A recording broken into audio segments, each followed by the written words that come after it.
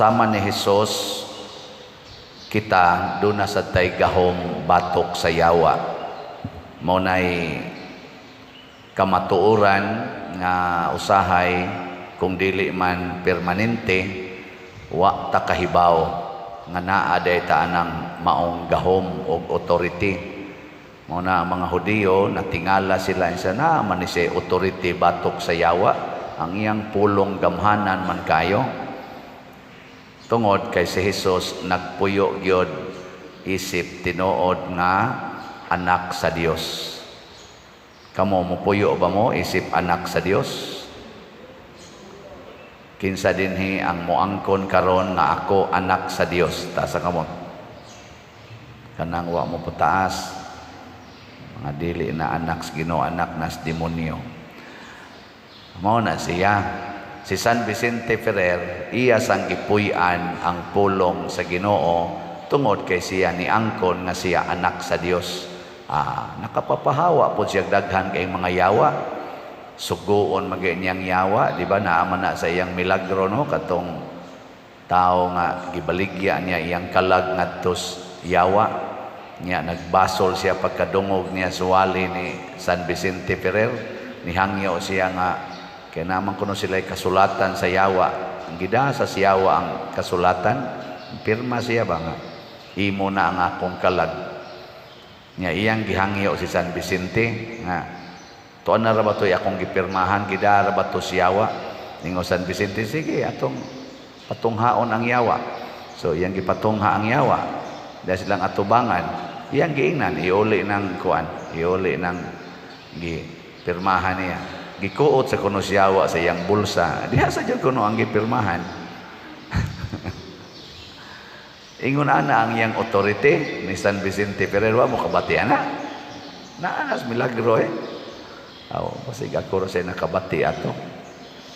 Mao na kita karon na po natakatuig isip parokya ni San Vicente Ferrer dinhi sa San Vicente Liloan. Hinaot unta nga kamao na tang mogamit sa atong authority kana bang mga pulong nga naay authority ug unsa man nga authority kanang authority bahin sa pagwagtang sa sala nya unsaon man na paghimo diri sa atong unang pagbasa niingon si San Pablo ngadto sa taga Tesalonica duna gyoy katapusan ang atong kinabuhi. Nya moabot ni siya nga mura og kawatan. Kasabot ang pagpuyo nato sa pulong sa Ginoo kinahanglan 24/7. Karong buntag murag na igos kilat ang atong mga in charge. Way nakabagting, way hanay diri nagkasayop-sayop ang atong mga arrangement hastas pangadji nga igo skilat ngano man wa matog og sayo asan magplano wa gihanay tanan dunay panahon ingon ana ta matud pa ni San Pablo narabay panahon mo ingon ta okay kay kinabuhi mo kalit kuno abot ang kamatayon ang katapusan ba para karon himsog kay mo glawas, himsog ikog glawas. Okay kayo. Mo linog og kalit, hugno dayon ning atong simbahan, patay din tanan. Posible ba na? Mao na nahitabo sa mga lugar nga gipanglinog. Mo bangin namahaw ko yung tao, namahaw. Ana, kalit lag linog, lusno dayon, patay. Katubitang landslide diha sa Naga, diri Southern Leyte. So sloya lagi na ba nangatog pagmata diri nas ilawom siyuta wa ta kay bawo pragud ato diyang kapitan diha sa ex-kapitan diha sa Tayon atong pagpista nila atong sa nang ilang patron diha si San Isidro sus perti pataong sayaw-sayaw nilang duha to okay kay kinabuhi Senior Citizens Night, love, sayaw-sayaw. Pagkakapoy-kapoy na, mga alas 11 na tingitos gabi nang labang na. uli na sila ngadto sa ilang balay. Kay ginunitay ang taos kamot kuno. Kay labing lagi kayo bisag 70s na. Uy, agian bitas motor nga walang pakialam sa mundo. Patay silang duha. On the spot. Kan ba kana ingon ana bitaw ang pangitabo? Gilingay mong tupad. Ina posible ba yang mamatay na kakaron? Ina posible na mamatay na kakaron. Basig atuo ka nga kanang imoro mga pangandoy matuman gid na. Basig nagtuo ta nga kining ato dining mga kumbintong gitukod mahuman gid ni sa akong termino. Way siguro ay karong hapon wa na patay na ni Siano. Di ba? Ana na siya. Anya karon unsa may buhaton matud pang San Pablo magtukaw ay mo pangatog. Pasabot, do not give time nga mo dominate nimo ang yawa, ang sala. Ayaw tagaig higayon. Ayaw pag-ingon nga last na lang ni Lord. Kausa na lang ni Lord. Ana, ayaw butang gyud definite nga end. Parehas sad na sa imong pagtabang sa isig katao o pagpasaylo sa atong isig katao ang pagbuhat og maayo. Ayaw unya-unya. Di magani ka kaunya-unya inig patad nimo anang swertres kay basig mo gawas ng imong numerong gi-maintain. Di magani ka kaunya-unya. Ayaw unya-unya asad. Karon pasaylo adayon. Wa mo'y gidumtan diyang tao karon. Wa mo'y gisigihag kasaba.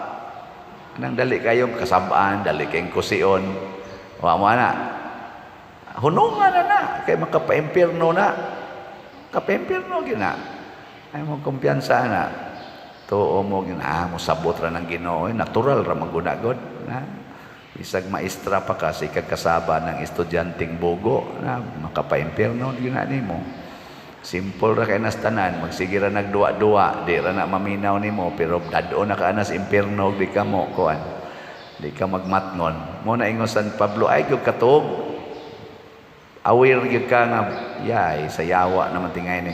Mo na si Jesus hadlok ay yawa ni Jesus kay si Jesus wa man gid siya bisang gamayng moment nga mo kumpiyansa siya. Mausad ang mahal na Birhen Maria, mausad ang mga santos. Unya ron kung ingnon ka nga palit og slat karon, palit ka dili. Tanawa, una-una pa yun. Sa ako din bugas, ako din paliton. Ayaw lagi, inig-ingaw, ay kumpiyansa, palit-palit, gidayon. Mag-unya-unya pa man ka na, maabutan ka ni hinoon ka sirado. Astilan. Pila na ni atong slat, ato lang ni hisgutan.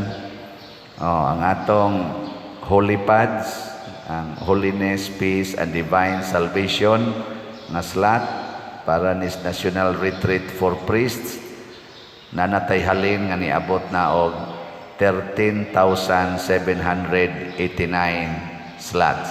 Pagpak, salamat kayo.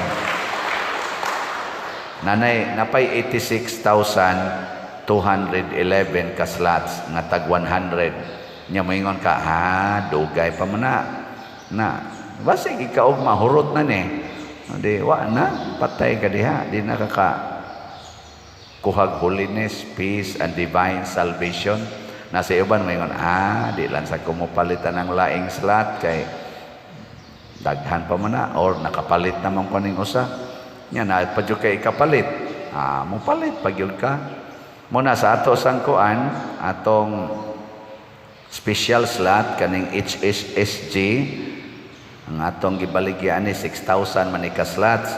Ang ato sang halin karon niabot na og 5,650. 350 na lang ka slots ang nahibilin. Mahutda na gyud mo atong pakpakan ang namalitan ni salamat kayo. Nga kwenta-kwenta na mo dito sa atong treasurer Sister Nara. Nako, musunod man sa day ang selebrasyon sa mahal na Birhen sa iyang birthday karong Biyernes. Yan na man sa tayo mga gastuhanan, mga misa, mga stipend, nya na sa tayo ginagmay tingaling snacks nakuha ilahos ta na lang ni kay gamay naman lang ning nahibilin nya kwenta-kwenta namo murag moabot sad og mga 300,000 more or less ang atong madugang nya mosobra sa nigjutay ang atong gasto karon so ilahos ta na lang ni ngadto sa September 8 ang HSSG okay ra ninyo sugdig palit karon hantod mahuman nato mahimo na ning 9,000 ka slots apil na ang birthday ni Mama Mary karong Biyernes nya mao gyapon atong buhaton na gyapon tay 4:45 nga biblical rosary nya napatingali uban atong himuon nya natay mga misa ngadto sa mga special chapels nato nya sa eskwelahan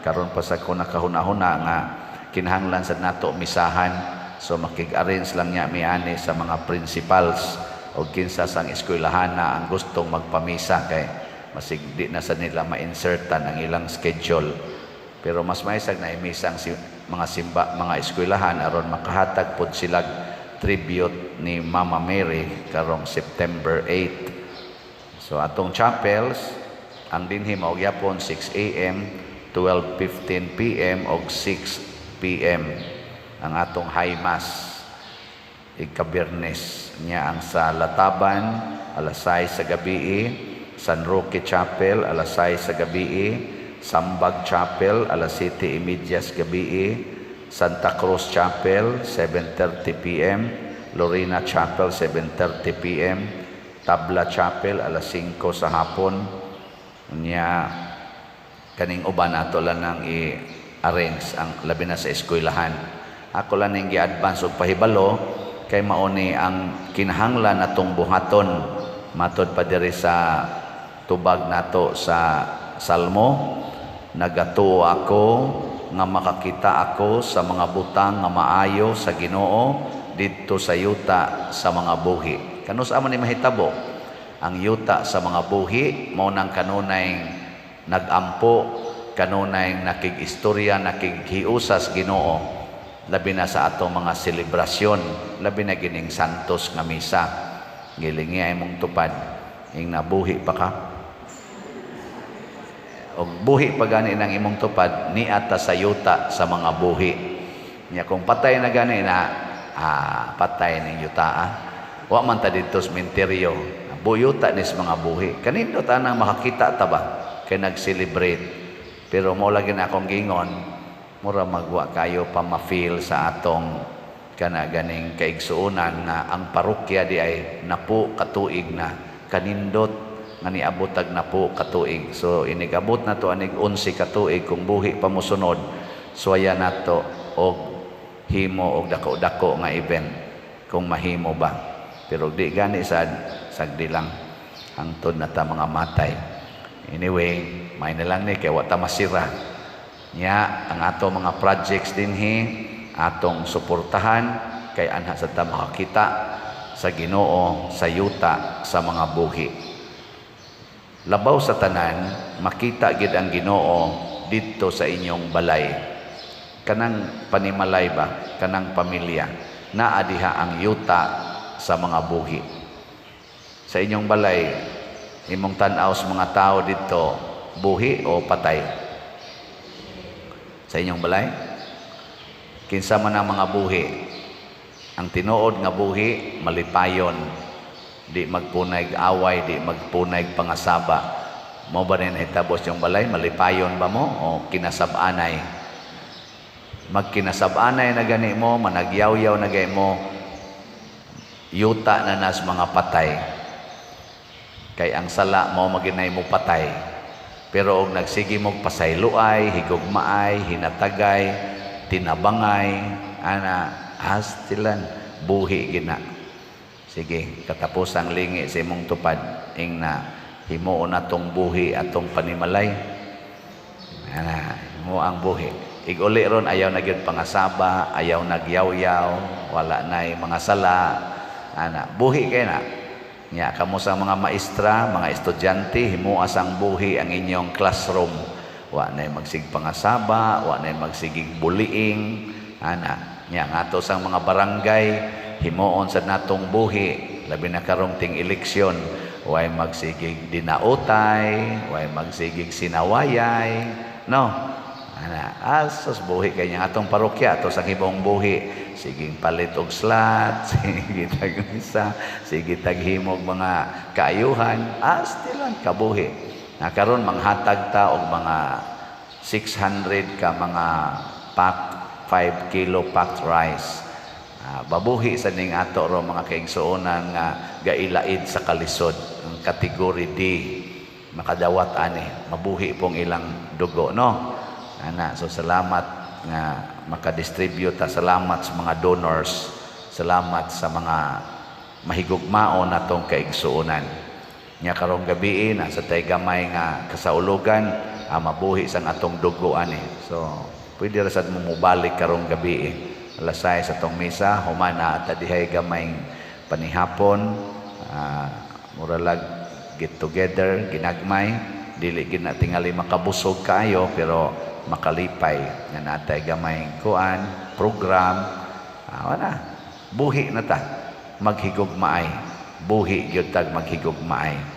Si San Vicente Ferrer nagpasakit siyang kaugalingon aron ta mabuhi ang iyang mga gihigugma, pero gigamit niya ang tanan sa ngalan sa Ginoo ug para sa Ginoo, kuyog sa mahal nga Birhen Maria. So kita sad mag-alto sa ta, magsakripisyo para mabuhi ang atong isig katao. Manghatag ta, magampo ta, muantos ta, aron ta mabuhi. Manindog na ang mga buhi.